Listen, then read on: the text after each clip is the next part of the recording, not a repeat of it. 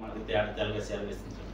అదే సింహాన్ని చీల్చి చెండాలనేటువంటి సంసోను నా ప్రియమైన సహోదరులారా ఒకానొక దినాన్ని తన కళ్ళను పోగొట్టేసుకున్నాడు. 2 కళ్ళను కూడా పోగొట్టేసుకుని మరి ఒక ఎద్దు వలె గానుకు ఇసిరినట్టుగా మనం చూస్తున్నాం. హల్లెలూయా. ఇది ఏ బలం? అది శరీర సంబంధమైన బలం. ఆ బలం వల్ల, ఈ శరీర సంబంధమైనటువంటి బలం వల్ల మనకి ఏం కలుగుతుంది? నేను దేనినైనా జయించగలను అనేటువంటి అహంకారం. ఒక పచ్చి దవడ ఎముకతో 1000 మందిని చంపాడు. కారణం ఏంటి? ఆయనకున్నటువంటి బలం, ఆయనకున్నటువంటి కండల వీరుడు అంటారు. ఇక ఆయన ఏమంటారు? కండల వీరుడు. ఒక పచ్చి దవడ ఎముకతో 1000 మందిని చంపుతున్న మాటలు చెప్పండి. 1000 మందిని కూడా చంపగలిగాడు. అయితే నా ప్రియమైన సహోదరులారా మీరు గమనించండి, ఆ బలము ఎంతవరకు ఉపయోగపడుతుంది? శరీర సంబంధమైన బలము. ఇప్పుడు ఆ బలం కావాలని చెప్పి అనేకులు ఏ విధంగా పాకులాడుతున్నారంటే నా ప్రియమైన ఏదో రకంగా మనం కండలు సంపాదించాలి, మన మొక్కలమైన 10 మందిని కొట్టేటట్టు ఉండాలి అనేటువంటి ఆలోచన కలిగి ఈ లోకంలో బ్రతుకుతున్నటువంటి ఎంతమంది ఉన్నారు చెప్పండి. జిమ్ములు చేస్తారు, ఎక్సర్సైజులు చేస్తారు, మంచి విధంగా ఉంటారు. అయితే పరిశుద్ధ గ్రంథంలో చెప్తుంది ఎటువంటి బలం మనకి అవసరం లేదు. బలహీనుడైనా దేవుని అందుంటే బలవంతులు మేము. హల్లెలూయా. దేవుని అందుంటే మనం ఎవరు? బలహీనులు. చూడండి, బలహీన మనం అనుకుంటాం ఈ బలం చేతే కదా సింహాన్ని చంపగలిగాడు అని మనం అనుకోవచ్చు. మరి తనకున్నటువంటి ఆత్మీయ జీవితం చేత సింహాన్ని చంపకపోయినా తన ఎదుట మోకరింపగలిగించాడు. హల్లెలూయా. కారణం ఏంటి? ఆయన కూడా చంపొచ్చు కదా. సింహాలతో ఉన్నాడు ఆయన. రాత్రంతా కూడా సింహాల మధ్యన ఉన్నాడు. మరి ఆ సింహాలు ఆయనతో పాటు మోకరించినాయి అంటే కారణం ఏంటి? ఆయనకి ఆత్మీయ బలం ఉంది. హల్లెలూయా. ఆయనకి ఏ బలం ఉందండి? ఆత్మీయ బలం ఉంది. సింహాల బోన్లో వేశారు. అందుకే ఆయన అన్నాడు, నిందల పాలై నిత్య నిబంధన నీతో చేసిన దానియేలుకు నింద. ఎన్ని నిందలు ఆయనకి? ఒక నింద? ఎన్ని నిందలు చెప్పండి. ఇలా ఏం చేతి నింద వచ్చింది ఆయనకి? ప్రార్థన చేస్తాను. రాజ్యంలో 3వ అధిపతిగా ఎన్నికయ్యాడు ఆయన. ఆ రాజ్యంలో ఎన్నో అధిపతిగా? 3వ అధిపతిగా ఎన్నికవుతే అది ఇష్టం లేనటువంటి ప్రజలు ఆయన మీద ఏం చేశారు? నింద మోపడం జరిగింది. హల్లెలూయా. ఏం మోపారని వారు? నింద మోపారు. ఏమైంది? రాజా, 4 రోజులు మేము ఏ దేవునికి కూడా మొక్కుకోకుండా నిన్నే దేవునిగా ప్రేమ మొక్కుతాం. ఇందుని బట్టి ఒక శాసనం రాసి మాకు. ఏమన్నారండి? ఇందుని బట్టి మాకు ఒక శాసనం రాసి, నీ ఆజ్ఞ కాదని ఒకవేళ ఏ దేవునికన్నా ప్రార్థన చేసినా, ఏ దేవునికన్నా మొక్కినా వాడిని తక్షణమే సింహాల బోనులో వేయాలి అని చెప్పి ఒక రాజముద్ర రాసిమ్మన్నారు ఆయన. సరే అని చెప్పి రాసి ఇచ్చాడు ఆయన. తెలుసో తెలియకో. ఏం పేరైంది? దర్యావేస్. ఏం పేరైంది? కట్టనండి. దర్యావేసినా కలిసేసా? ఏం పేరు? అయ్యా రాజు పేరు దర్యావేసినా కలిసి. చూడండి, 6వ అధ్యాయం. 6వ అధ్యాయం దానియేలు గ్రంథం.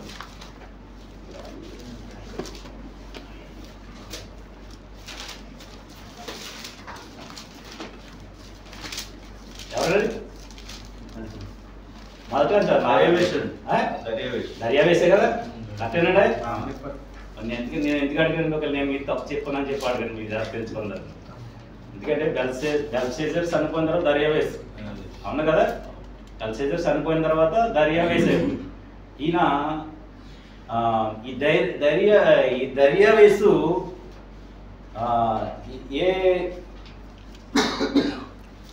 ఈ దర్యావేసు రాజు దానియేలుని ఏం చేశాడు? చదువుతారా? దానియేలు గ్రంథం తన రాజ్యమంతటి పైన అధిపతులుగా ఉండుటకై 120 మంది అధిపతులను నియమించుటకు 125 మంది అధిపతులను నియమించుటకు దర్యావేషునకు ఇష్టమాయను. వారి పైన ముగ్గురిని ప్రధానులుగా నియమించెను. ఆ ముగ్గురిలో దానియేలు ముఖ్యుడు. రాజునకు నష్టము కలగకుండానట్లు ఆ అధిపతులు తప్పకుండా వీరిని లెక్కలు ఒప్పజెప్పవాలని ఆజ్ఞ ఇచ్చాను. ఈ దానియేలు అతి శ్రేష్టమైన బుద్ధి గలవాడు. అతి శ్రేష్టమైన బుద్ధి కావాలి మనకి. అతి శ్రేష్టమైన బుద్ధి కావాలంట. శ్రేష్టమైన బుద్ధి, అతి శ్రేష్టమైన బుద్ధి. ఈ దానియేలు ఏ బుద్ధి గలవాడు? అతి శ్రేష్టమైన బుద్ధి గలవాడు కనుక ప్రధానులలోను అధిపతులలోను ప్రఖ్యాతి నొంది ఉన్నాడంటే దానియేలు గారు దైవ జ్ఞానం కలిగినటువంటి వాడు. ఈ యొక్క దానియేలుని గురించి దేవతల ఆత్మ గలవాడని కూడా ఉంటుంది. ఏముంటదండి ఆయన? దేవతల ఆత్మ గలవాడు. ఎందుకంటే నేను ప్రియమైన సోదరులు చెప్తున్నాను, ఆయన ఏ ఆత్మ కలిగి ఉన్నాడు? పరిశుద్ధ ఆత్మ కలిగి ఉన్నాడు. ఆత్మ సంబంధమైనటువంటి జీవితం జీవిస్తున్నాడు. ఏ విషయంలోనూ కూడా చిన్నదే కావచ్చు, పెద్దదే కావచ్చు, ముందు ప్రభువు దగ్గరికి వచ్చి ప్రార్థన చేయటం మొదలు పెడతాడు. హల్లెలూయా. చూడండి, ఒకనొక దినాన ప్రార్థన బబులోనులో ఉన్నటువంటి జ్ఞానులందరినీ నశింప చేయాలనుకున్నాడు. కానీ ఎవరి దగ్గరికి వెళ్ళి అయ్యో ఏంటి ఈ విధంగా మమ్మల్ని నశింప చేయాలని అడిగాడా? అడగలేదు. కానీ తన స్నేహితులను తీసుకెళ్లి ప్రార్థన చేయటం మొదలు పెట్టాడు. హల్లెలూయా. తన స్నేహితులను తీసుకెళ్లి ప్రార్థన చేయటం మొదలు పెట్టాడు. ఆ ప్రార్థన ఆ బబులోను దేశంలో ఉన్నటువంటి జ్ఞానులందరినీ కూడా బ్రతికించగలిగింది. హల్లెలూయా. కారణం ఏంటంటే నువ్వు ఆత్మ సంబంధమైనటువంటి బలం కలిగి ఉంటే నువ్వు ఏ విషయంలోనూ కూడా వెనకడుగంటూ వేయవు. నా ప్రియమైన సోదరు, శరీర సంబంధమైనటువంటి జీవితంలో బలం కలిగి ఉన్నావా? ఎప్పటికైనా నువ్వు ఒక దినాన్ని వెనకడుగు వేయవలసి వస్తుంది. నా ప్రియమైన సోదరు, నీ కండలు నిన్ను రక్షించగలవు, నీ బలం నిన్ను రక్షించగలదు. ఎంతవరకు రక్షిస్తుంది ఆలోచించండి. ఇక్కడ దానియేలు గురించి చెప్తున్నారంటే కూడా 25 మందిని ఏర్పరచుకుని అందులో ముగ్గురిని శ్రేష్ఠులుగా ఎంచి ఈ దానియేలుని అంటే ఏమేంచాడు? అప్పుడు ఎలా ఎంచాడు? ప్రధాన అధిపతిగా ఎంచాడు. ఒక అధిపతిగా ఎంచాడు. ప్రఖ్యాతి నుండి ఉండేను కనుక రాజ్యమంతటి మీద అతన్ని నియమించే వాళ్ళని రాజు ఉద్దేశించాను. అందుకు ఆ ప్రధానులను అధిపతులను రాజ్యపాలన విషయములలో దానియేలు మీద ఏదైనా ఒక నింద మోపవాలని ఉండి తగిన హేతు కనిపెట్టుచుండిరి. ఆలోచించారు. కాబట్టి ఆ ప్రధానులను అధిపతులను రాజునొద్దకు సందడిగా కూడి వచ్చి ఇట్లనిరి చిరంజీవై యుందువుగాక రాజ్యపు ప్రధానులు అధిపతులు సేనాధిపతులు అధిపతులు మంత్రులు సంస్థానాధిపతులు అందరూ కూడి ఖండితమైన చట్టము స్థిరపరచి దానిని శాసనముగా చాటింపజేయనట్లు యోచన చేసిరి. ఎట్లనగా 30 దినముల వరకు నీ యొద్ద తప్ప మరి ఏ దేవుని యొద్దనైనను మానవుని యొద్దనైనను ఎవ్వడును ఏ మానవీయు చేయకూడదు.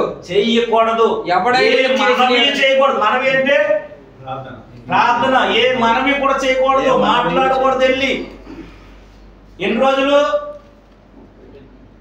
అర్థం కావాలి? ఎన్ని రోజులు అన్న ఎన్ని రోజులు అక్కడ చెప్పాలి. నేర్చుకోవాలి, నువ్వు వాక్యం నేర్చుకోవాలి.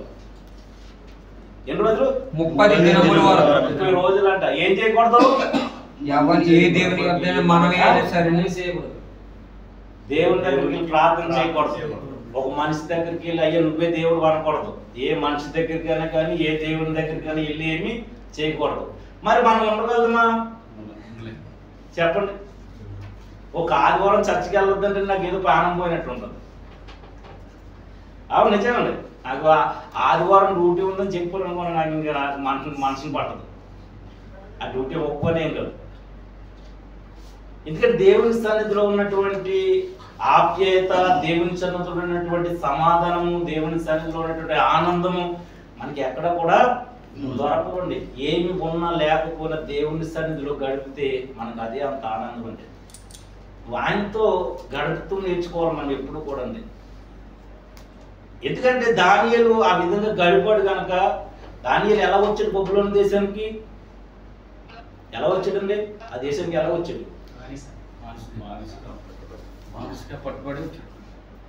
నెబుకద్నెజరు రాజు పంపించి ఆ యెరూషలేముకు పంపించి వాళ్ళందరినీ కూడా చెరకొని తీసుకొచ్చేసాడండి. చెరగొని ఎత్తుకుని వచ్చేసాడు జనుల్ని. వాళ్ళు శ్రేష్ఠుల్ని పక్కన పెట్టమన్నాడు. వాళ్ళకు భాష నేర్పించాడు. ఆ భాష కూడా ఎలా నేర్పించాడు? రాజ భోజనాలు పెట్టి నేర్పించాడు. ఏ భోజనాలు పెట్టి? మరి తిన్నారా? వీళ్ళు తినలేదండి. అన్నిటినీ మానుకుని మాకు రాజ భోజనాలు వద్దు, తాగటానికి నీళ్లు, తినటానికి ఏదో ఆహార భోజనం ఇమ్మన్నారు తప్ప మాకు ఇటువంటి అంశాలు వద్దని చెప్పి తీర్మానం చేసుకున్నటువంటి వ్యక్తి. అయితే అటువంటి దానియేలు ఏ బలం కలిగి ఉన్నాడని మనం చెప్పుకున్నప్పుడు ఆత్మ సంబంధమైన బలము. నీవు కూడా ఆ బలం కలిగి ఉంటే, నేను కూడా ఆ బలం కలిగి ఉంటే ఈ రోజు నీ ఎవ్వరి యొద్ద మనవ చేయవలసిన పని మనము లేదు. దేవుని యొద్ద మనవ చేస్తే ఆయన ఆలకించే దేవుడు. అవునా కదండి? ఇప్పుడు వాళ్ళందరూ అధిపతులందరూ కూడా ఒక తీర్మానానికి వచ్చేసారు. అయితే మరి ఈయన ప్రార్థన చేయకుండా ఉంటాడా? దినమునికి ఎన్నిసార్లు చేసి ఇవ్వడం ఉందండి? 3 మాసాలు ముమ్మారు ప్రార్థన చేసి వచ్చేవాడంట. ఎన్ని రోజులు? ఎన్నిసార్లు? రోజుకి 3 సార్లు ప్రార్థన చేసి వచ్చేవాడంట. దానియేలు ఏ విషయంలో కూడా వాళ్ళకి దొరకడు. అవునా కదా? లంచం తీసుకునేవాడు కాదు, అబద్ధం ఆడేవాడు కాదు, మోసం చేసేవాడు కాదు. ఏ విషయంలో వాళ్ళకి ఇంకా అధికారం లేదు ఈయన పట్టుకోవడానికి, నిందలు మోపడానికి. ఉన్నదా? ఏ విషయంలో కూడా ఆయన మీద నిందేయడానికి అవకాశం లేదు. ఏ విషయంలో అవకాశం ఉంది? ప్రార్థన చేయకుండా ఆపడానికి అవకాశం ఉంది. కానీ చేత మానేతాడా? మానడు. వాళ్ళ శాస్త్రాన్ని నిర్మించినప్పుడు కూడా ఆ శాస్త్రాన్ని ధిక్కరించి సర్వోన్నతుడైనటువంటి దేవుడికి ముమ్మారు ప్రార్థన చేసి వచ్చాడంటే ఏమన్నా చూడండి అక్కడ. ముమ్మారు దినమునకు ఉందండి. ఎట్లనగా 30 దినముల వరకు యొద్ద తప్ప మరి ఏ దేవుని యొద్దనైనను మానవుని యొద్దనైను ఎవ్వడని ఏ మనవి చేయకూడదు. ఎవడైనా చేసిన ఎడల వాడి సింహాల గుహలో పడద్రోయబడును. రాజా, ఈ ప్రకారముగా రాజు శాసనం ఒకటి పుట్టించి మదీల యొక్క పారసీకుల యొక్క పద్ధతిని అనుసరించి ఇటు శాసనము సంతకం చేయబడినని దానియేలు తెలుసుకొనినను అతడు తన ఇంటికి వెళ్ళి యథాప్రకారం అంట తన ఇంటికి వెళ్ళి రోజు ఏ విధంగా చేస్తున్నాడు అదే విధముగా అంట అనుదినము డైలీ రోజు వాడు 30 రోజులే పెట్టారు కానీ ప్రతిరోజు కూడా ప్రార్థన చేయటం మానలేదండి. ఏం చేస్తున్నాడండి? అనుదినము ముమ్మారు మోకాల్లోని తన ఇంటి పైగది కిటికీలు యెరూషలేము తట్టునకు తెరవబడి ఉండగా తన దేవునికి ప్రార్థన చేయొచ్చు ఆయనను స్తుతించుచు వచ్చాడంట. ఈ రోజున అటువంటి శాస్త్రం ఒకవేళ బయలు వెళ్ళింది అనుకో, మనం ఎంతమంది ప్రార్థన మానేసి వాళ్ళు ఉన్నారు చెప్పండి ఒకసారి. ఉన్నారు చాలా మంది మానేస్తారు. అటువంటి శాసనం ఒకవేళ మన మోడీ గారికి ఏమైనా నిర్ణయించారనుకో ఎక్కడ ఆడతారంటే అయిపోయిందండి. ఎట్టిది అయిపోయింది, ఇంకా ఎడతాక ఇంకా లేదండి. అది అంచేసేటండి. ఎడతాడని అనుకోవద్దండి ఎప్పుడు కూడా. దేవుని మహాకృపను బట్టి దేవుడు ఉన్నాడనేటువంటి నిరూపించారు. నిజంగా కూడా ఉంది, దేవుడు ఉన్నాడు. మీరు అనుకోవచ్చు జగన్ గారు వరకు దేవుడు లేడని అనుకోవచ్చు. దేవుడు తప్పించాడు జగన్ గారు. దేవుడు జగన్ గారిని ఏం చేయండి? తప్పించాడు మృగాల నుండి. దానియేలుని మృగాల నుండి ఎలా తప్పించాడో అలాగే మన జగన్ గారిని కూడా తప్పించాడు. మీరు అనుకోవద్దండి, ఎప్పుడు కూడా అనుకోవద్దండి. దేవుడికి అసాధ్యమైనది ఏది కూడా లేదండి. సాధ్యం అన్నిటికి కూడా. అనుకున్నాం మనం అయ్యో ఎందుకు ఓడిపోడు అని అనుకోవద్దండి. ఓడిపోవటం మన జగన్ గారికి బెనిఫిట్. అర్థమైందండి. దుష్టుడు ఆయన ఏమి కూడా చేయలేడు. ఆలోచించిన నా ప్రియమైన సోదరులు, మీరు అనుకుంటారండి దేవుని యొక్క వాక్యం నెరవేరబోతున్న ప్రియమైన సోదరులు. ఇంకేమన్నాడు? యథావిధిగా ముమ్మారు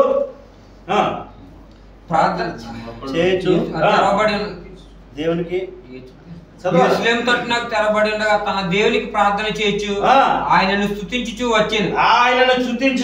వచ్చెను.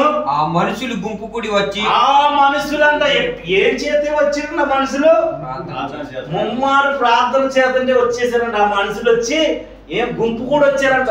ఎలా వచ్చారండి? గుంపు ఏం చేసి వచ్చారు? దేవునికి ప్రార్థన చేస్తే వచ్చారు. గుంపు కూడా వచ్చారా? చెంగలు వచ్చారు. మనుషులు గుంపు కూడా వచ్చారు. మనుషులు దానియేలు తన దేవునికి ప్రార్థన చేయడం. దానియేలు ఒక 3వ అధిపతిగా నిర్ణయించిన నీ రాజ్యంలోను ఆ దానియేలు నీ శాసనము గాని నీ ఆజ్ఞను గాని ఆయన గై కొనక తిరస్కరించి ఆయన తన దేవునికి ముమ్మారు ప్రార్థన చేస్తున్నాడు అన్నారు. ఇప్పుడు ఏం చేయాలి మరి చెప్పాలండి? ఏం చేయాలి? రాజు ఆజ్ఞని నెరవేర్చాలి కదా. నెరవేర్చాలి వద్దండి, నెరవేర్చాలి. సర్లే అని చెప్పి శాసనం రాసినట్లుగా దానియేలు తీసుకెళ్ళి ఏం చేశారండి? చెప్పాలి ఏం చేశారు?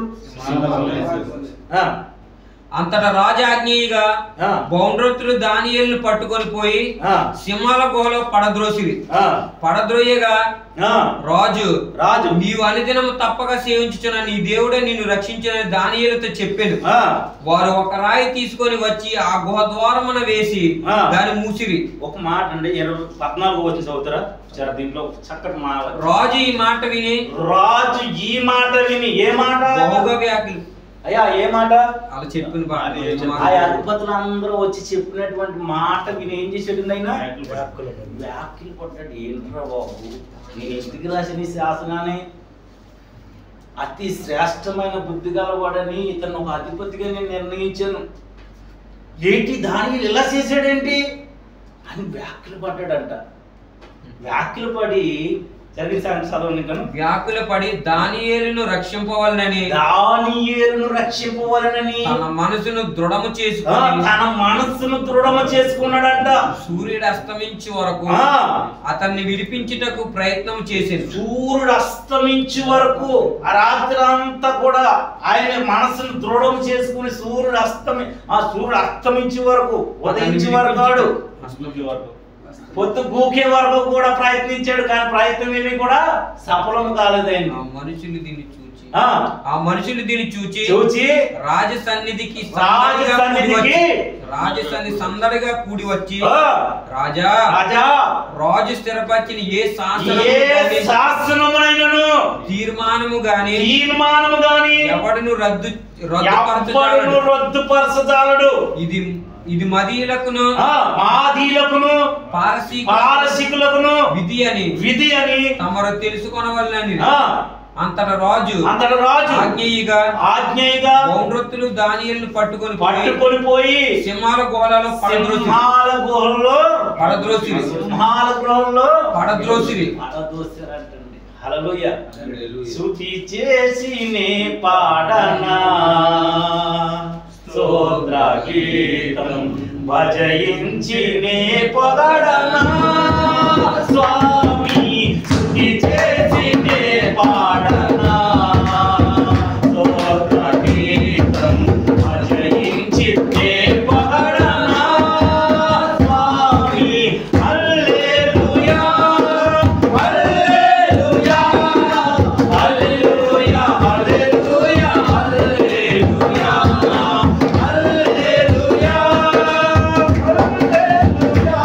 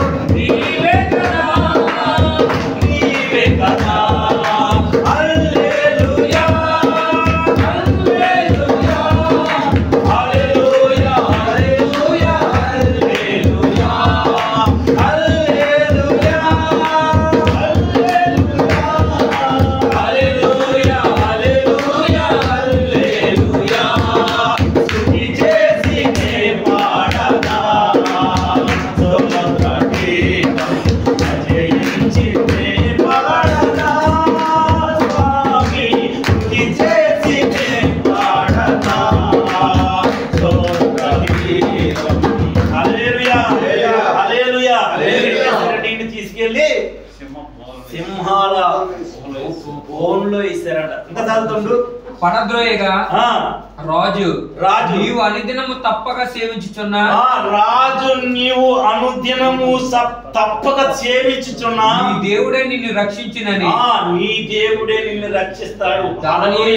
నీవు అనుదినము కూడా ఆయన సేవించాలి. ఎవరిని సేవించాలి? అనుదినము కూడా. ఆయన ఎవరంటే ఇశ్రాయేలు కాపాడు దేవుడు. నిద్రపోడు. పగటి ఎండ దెబ్బైనను తగలకుండా కాపాడుతాడు. హల్లెలూయా. మాట నువ్వు జ్ఞాపం చేసుకుని పనికి వెళ్ళినట్లయితే నీకు నీడగా ఉంటాడు దేవుడు. ఉదయం లేచి దాన్ని జ్ఞాపకం చేసుకుని వెళ్ళండి. ప్రభువా మండేటి ఎండలయ్యా నువ్వు నీడగా ఉంటానన్నావు. ఇశ్రాయేలు ప్రజలకి నువ్వు మేఘస్తంభంగా ఉన్నావు నాయన. ఎలా ఉన్నాడు నాయన? ఇశ్రాయేలు ప్రజలకి పగలు మేఘస్తంభంగా, రాత్రి అగ్నిస్తంభంగా ఉన్నాడు. నువ్వు నా పితరులకు తోడై ఉన్న దేవుడు నాకు తోడై ఉండవా ప్రభువా అని చెప్పి నువ్వు ప్రార్థన చేసుకుని వెళ్ళాలి. డ్యూటీకి వెళ్తున్నారా మీరు? వెళ్ళండి అన్న. ఎందుకంటే దేవుడు ఆయన ఒక నీడగా ఉంటాడు. దేవుడు ఆయన పాటలు పాడుతుంది కానీ ప్రార్థన చేయాలన్నా. ప్రార్థన చేయాలి. నీడగా ఉండే దేవుడైనా, తోడుగా ఉండే దేవుడైనా. నీ రాకపోకల్లో ఏమంటాడు ఆయన? నీ రాకపోకల్లో నేను తోడై ఉంటున్నాడు. అంటే రాకపోకలు అంటే వచ్చేటప్పుడు వెళ్ళేటప్పుడు కూడా, మనం వెళ్ళేటప్పుడు వచ్చేటప్పుడు కూడా ఆయన తోడై ఉంటానని వాగ్దానం చేసాడు. వాగ్దానం చేసిన దేవుడు ఆయన ఒట్టు మాటలు అయినాయి. ఆయన మాటలు ఒట్టు మాటలా కాదండి. ఆయన కాపాడుతున్నాడు కదా. సింహాల బోన్లో ఏం చేశారు? అట్టికలు అధిపతులందరూ తీసుకెళ్ళి సింహాలు ఏం చేయాలి? దానియేలుని ఏం చేయాలి? కర్రటికలు కొట్టాలి కదా. దానియేలు సింహాలని చేర్చాలి కదా.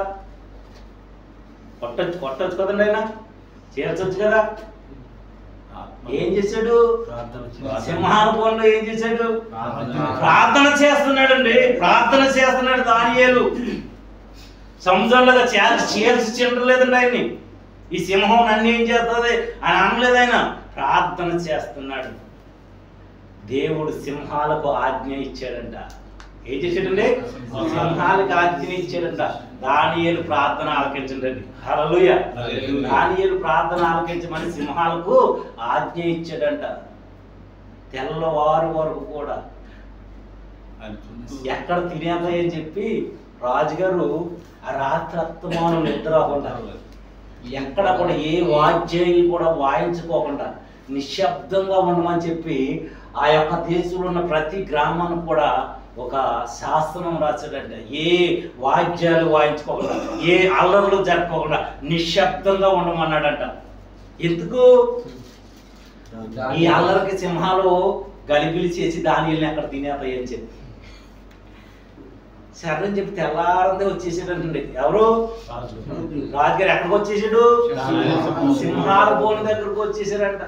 చనిపోంటాడు ఈయన అని చెప్పి ఏమంటాడు తెలిసింది? అక్కడికి వచ్చి పరిగెట్టుకుంటూ వచ్చి జీవము గల దేవుని సేవకుడు అయిన దానియేలు ఏమంటాడు తమ్ముడు?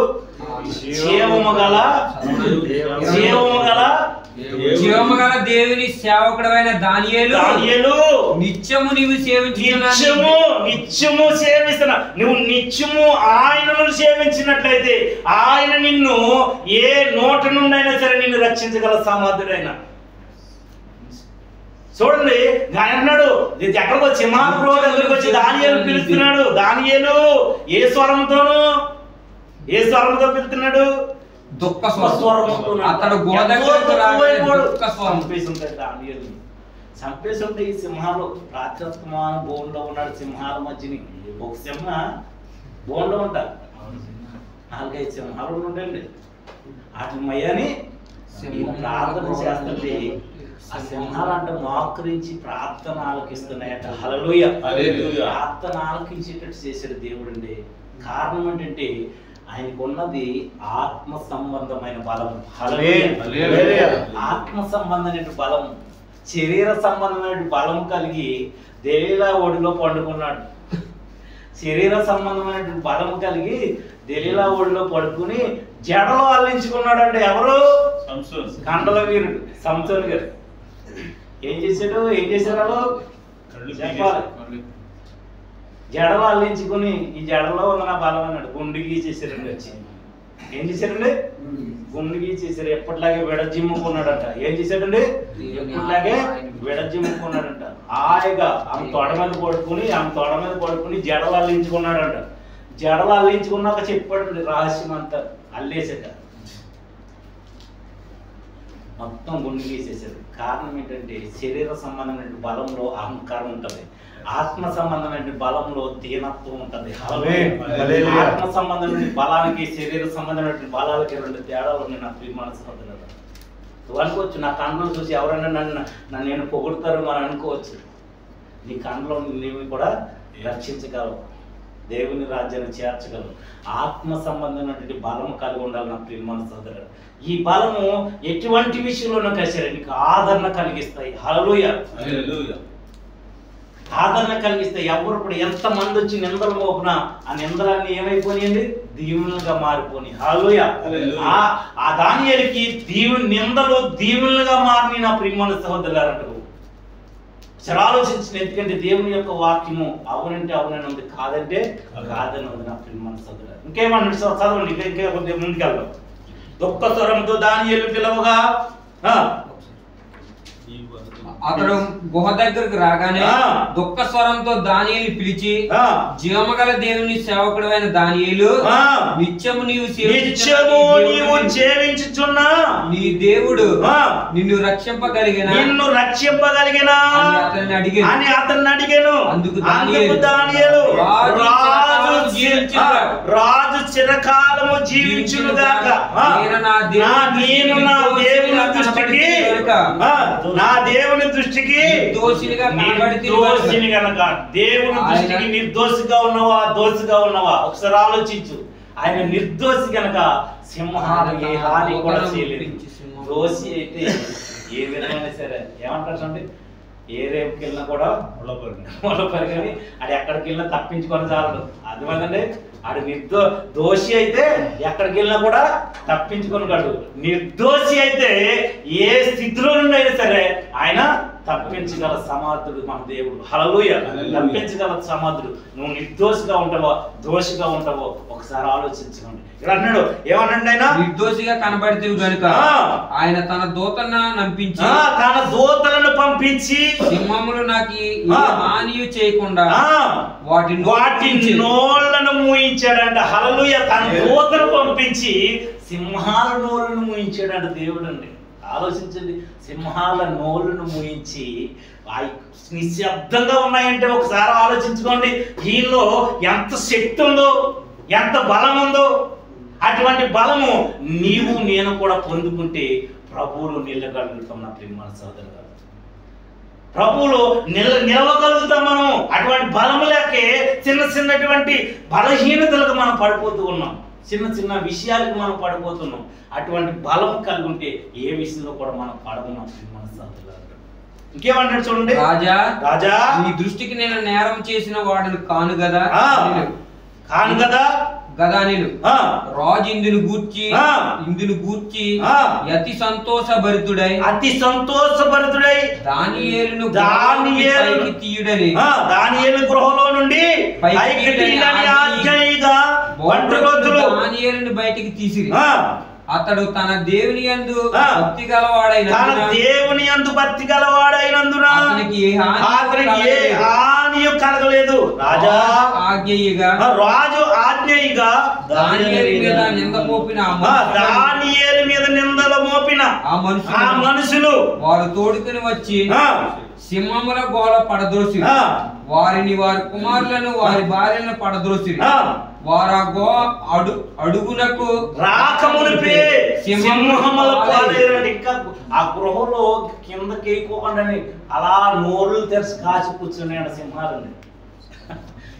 ఎవరిని మిగతాకి? దానియేలు మీద నిందలు మోపినటువంటి వారిని. ఆ సింహాల బోన్లో పడవైతే ఆ అడుగు భాగానికి వెళ్ళక ముందే సింహాలు ఆ మాసం ఎముకలు పగలగొట్టినాయి అంటుంది. ఆలోచించి ఆ విషయం చూసినటువంటి దానియేలు, ఆ విషయం చూసినటువంటి దర్యావేషు రాజు ఏమన్నాడు చూడండి ఒకసారి. రాజుకు దర్యావేషు లోకమంతటా నివసించు సకల జనులకు, చూడండి, లోకమంతటా నివసించు సకల జనులకు, రాష్ట్రములకును ఆయా భాషలు మాట్లాడే వారికి ఇలాగు రాయించాడంట. ఎవరు? దర్యావేషు రాజు. దర్యావేషు రాజు ఇలాగ రాయించాడట. ఏమని రాయించాడు? లోకమంతటా నివసించు సకల జనులకును రాష్ట్రములకును ఆయా భాషలు మాట్లాడు వారికి ఇలాగు రాయించాడు. క్షేమాభివృద్ధి కలుగును గాక. ఎవరికి క్షేమాభివృద్ధి? సకల జనులకు రాష్ట్రంలో క్షేమాభివృద్ధి కలుగును గాక. నా సముఖమున నియమించిన దేమనగా నా రాజ్యములోని సకల ప్రభుత్వములు ఇండు నివాసులు దానియేలు యొక్క దేవునికి భయపడుచు ఆయన సముఖమును వలుకుచుండవలెను. ఇక్కడ అంటాడు చూడండి, మీకు క్షేమాభివృద్ధి కలిగిన గాక. ఎవరికి? ఆ రాష్ట్రంలో నివసించే వారికి, అయ్యా భాషలు మాట్లాడే వారికి ఏం కలుగును గాక అంటున్నాడు. మీకు క్షేమాభివృద్ధి కలుగును గాక. ఎవరి ద్వారాగాను? దానియేలు ఒక దేవుని ద్వారాగా. దానియేలు అనిత్యము చేవిస్తున్నటువంటి దేవుని ద్వారాగా మీకు క్షేమాభివృద్ధి కలుగును గాక. హల్లెలూయా. ఎవరికి క్షేమాభివృద్ధి? మనందరికీ, ఆయా భాషలాడే మాట్లాడే వారందరికీ కూడా క్షేమ అభివృద్ధి కలుగును గాక. నా సముఖమున నియమించిన నా రాజ్యములోని సకల ప్రభుత్వములు నివాసులు దానియేలు యొక్క దేవునికి భయపడుచు ఆయన సముఖమున భయపడాలి. ఇప్పుడు దేవునికి భయపడాలి. మోడీ గారికి భయపడుతుంది, మార్చేస్తాడు ప్రభుత్వాన్ని. ఎవరికి భయపడాలి? మనము దేవునికి భయపడండి. ప్రార్థన చేయడం కూడా మానద్దు. ఒక రాజు, దర్యావేషు రాజు వచ్చి అని చెప్తున్నాడు అక్కడ. ఆయా భాషలు మాట్లాడే వారికి, ఆ రాష్ట్రంలో నివసించే వారికి ఏమంటాడండి? దానియేలు ఒక దేవునికి నువ్వు భయపడాలి. హల్లెలూయా. మనం సేవిస్తున్న దేవుడికి మనం భయపడాలి. దేవునికి భయపడాలి తప్ప మనుషులకు కానీ సింహాలకు కానీ మనం భయపడవలసిన పని లేదు. ఇంకా ఏమన్నాడు? దేవుని యొక్క దానియేలు యొక్క దేవునికి భయపడుచు ఆయన సముఖమున వలుకుచుండవలెను. ఆయనే జీవము గల దేవుడు. ఆయనే యుగయుగములుండువాడు. ఆయన ఊపిరి లేనటువంటి వాడు కాదు, ఊపిరి గల దేవుడు ఆయన. ఎవరు? దానియేలు ఒక దేవుడు అండి. ఆయనే జీవము గల దేవుడు. ఆయనే యుగయుగములుండువాడు. ఆయనే యుగయుగములుండువాడు అంట. యాలుండి రేపు వెళ్ళిపోయేవాడు కాదు, వానొచ్చి వెలిసిపోయేవాడు కాదు. మీరు అనుకుంటారేమో. అందుకే ఆయన అన్నాడు, సుగుణాల సంపన్నుడు నా దేవుడు అని పాట రాసాడు ఆయన. అర్థమైందండి? ఆయన కరిగిపోయే దేవుడు కాదు, సుగుణాల సంపన్నుడు అంట. ఎప్పుడు రాశాడు తెలిసి పాట ఆయన వేసాను గారు? కేరళ రాష్ట్రానికి వెళ్తున్నాడంట. వినాయక చవితి పండుగ అంట. అప్పుడండి వెళ్తే ఆ బొమ్మలు రోడ్లు పక్కన బొమ్మలు తయారు చేస్తారు కదా, రంగులు వేసి బరకలు కట్టేసారంట. ఎందుకు కట్టారు బరకలు? రంగులు వేసిపోతాయి, వాన కురుకుతారు, వర్షకాలం వస్తుంది కదా వినాయక చవితి. అప్పుడు వాటిని చూసి పాట రాసేటండి. సుగుణాల సంపన్నుడు అండి. ఎందుకంటే నా ప్రియమైన ఆయనలో ఉన్న సుగుణాలను మనం వివరించలేము. నా ప్రియమైన సహోదరులు, సొగసైన స్వరూపమైన లేనివాడని అనుకుంటారేమో. ఆయన సొగసు స్వరూపం కలిగినటువంటి దేవుడు అండి. ఆయన మహిమా స్వరూపం అండి ఆయనలో ఉన్నది. ఏ స్వరూపము? మహిమా స్వరూపము గలవంటి దేవుడు అండి ఆయన అనుకుంటున్నప్పుడు. ఆయనే జీవము గల దేవుడు. ఇంకా ఆయనే జీవము గల దేవుడు. ఆయనే యుగయుగములుండువాడు. ఆయన రాజ్యము నాశనం కానేరదు. ఆయన రాజ్యము నాశనము కానేరదు. ఆయన ఆధిపత్యము తుదమట్టున కుండును. తుదమట్టుకును ఉండును. ఆయన విడిపించువాడు రక్షించువాడునయుండి రక్షించువాడునయుండి పరమందును భూమి మీదను సూచక క్రియలను ఆశ్చర్యకార్యములను చేయువాడు. ఆయనే సింహముల నోట నుండి ఈ దానియేలును రక్షించెను అని వ్రాయించండి.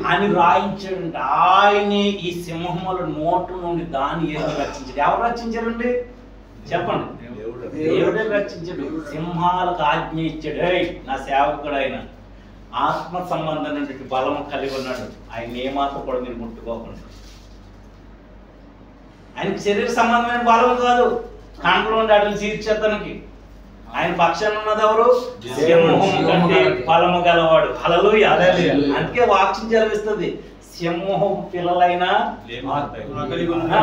ఆకలి కొని ఉండేమో గాని ఆయన ఆశ్రయించిన వాడు ఆకలి కొనడంట. అవునా కాదండి?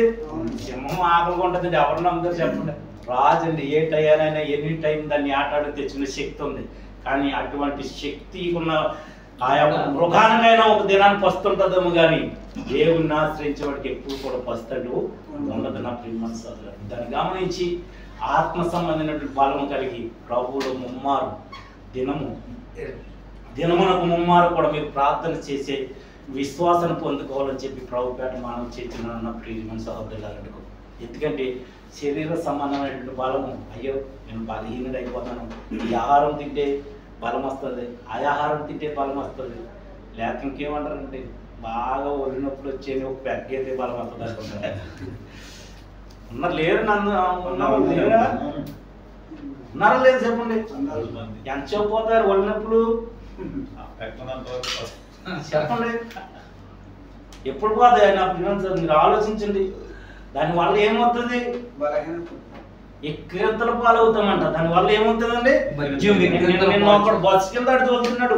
ఏదో పెద్ద సన్ గ్లాస్ మంచం మీద తోలినట్టు బస్సు కింద. నేను మళ్ళీ ఎండ పదవో వెంటంటే ఎంగను